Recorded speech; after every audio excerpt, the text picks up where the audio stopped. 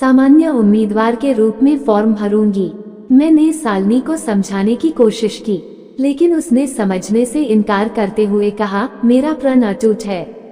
मैं साबित करके रहूंगी। खुद को कि रिजर्वेशन नहीं मिलता तब भी मैं क्षमता रखती हूँ। शालिनी के दृढ़ विश्वास के आगे मैं भी झुक गया। शालिनी ने पीएचडी में भी प्रवेश ले लिया। आईएएस की तैयारी भी करती रही।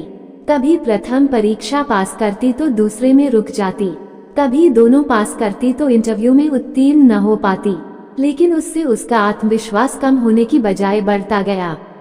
पीएचडी पूर्ण होते होते वह आईएएस अधिकारी बन चुकी थी।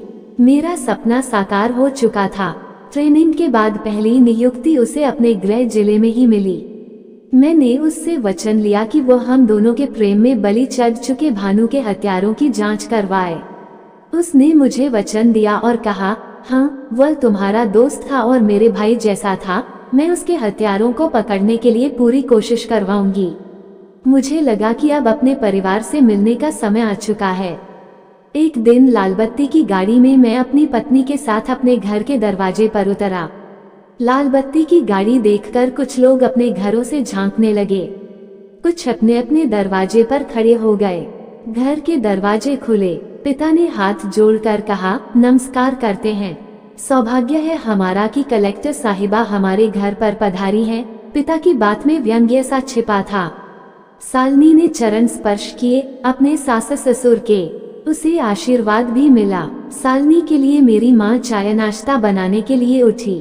शालिनी ने माँ के काम में हाथ बटाना चाहा तो माँ ने मना करते हुए कहा, आप बैठिए, आपको शोभा नहीं देता घर गृहस्थी का काम, आप तो जिला संभालिए। माँ की बात में भी तंज सा लगा।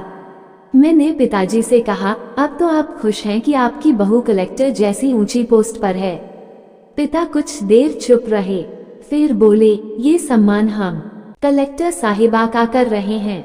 बड़े लोग, बड़ी पोस्ट, पता नहीं किस बात पर नाराज होकर कौन सा केस बनवा दें।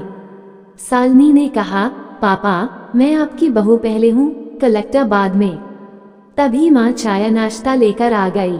माँ ने कहा, हम सम्मान कलेक्टर का कर रहे हैं, बहू का नहीं। मुझे आपका सम्मान चाहिए भी नहीं। मैं तो बहू बनकर ही खुश हूँ। आपकी सेवा मेरा सौभाग्य होगा। इन्होंने ही मुझे जबरदस्ती आगे पढ़ाया लिखाया और नौकरी के लिए प्रेरित किया। शालिनी ने मेरी ओर देखते हुए अपनत्व से कहा, हाँ, हमें नीचा दिखाने की कोशिश में कामयाब रहा हमारा बेटा। माँ ने मेरी तरफ देखते हुए कहा। फिर बात को संभालते हुए बोली, खुशकिस्मत हो तुम जो ऐसा पति मिला। मुझे एहसास हो गया और शायद शालिनी को भी कि अपने आप को उच्च मानने वालों की मानसिकता खासकर इस उम्र में बदलना नामुमकिन है। घर में खाने को दाना न हो लेकिन अपनी पैदाइशी उच्चता पर इतराएंगे जरूर। हम उठ खड़े हुए। शालिनी लौटते समय पैर नहीं पड़ी और जाते जाते कहा, आईएएस अधिकारी का पैर पड़ना आपको भी अच्छा नहीं लगेगा।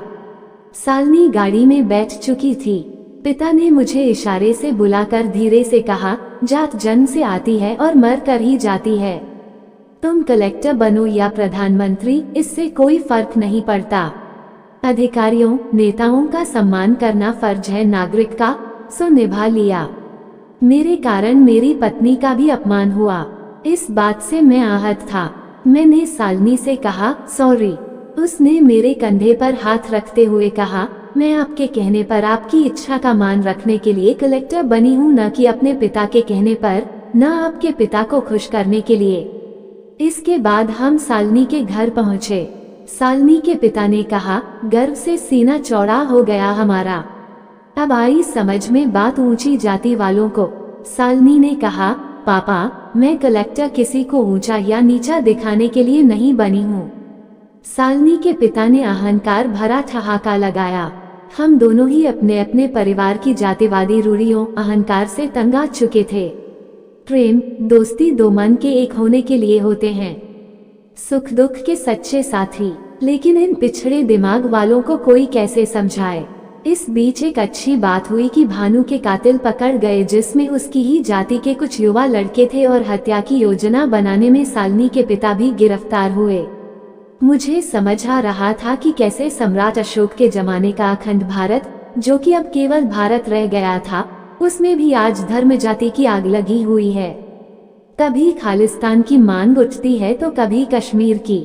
हम एक धर्म के लोग जाति के कबीलों में बंटकर एक दूसरे में उलझे हुए हैं। दूसरे धर्म की तो बात ही छोड़ दें। व्यर्थ ही हम अंग्रेजों का दोष देते हैं बंटवारे का। व्यर्थ ही हम राजनीतिज्ञों को कोसते हैं जाति के नाम पर बांटने का। हम स्वयं आपस में भाईचारे से रहें तो कौन हमें बांट सकता है, कौन हमें लड़ा सकता है। जो भी हो रहा है उसके लिए हम स्वयं दोषी हैं। कहने को देश 1947 में आजाद हो गया, लेकिन हम आज भी कैद हैं अपनी ही जंजीरों में। धर्म, जाति, उपजाति, भाषा, प्रांत की कैद से हम कब आजाद होंगे भी या नहीं, कह नहीं सकते।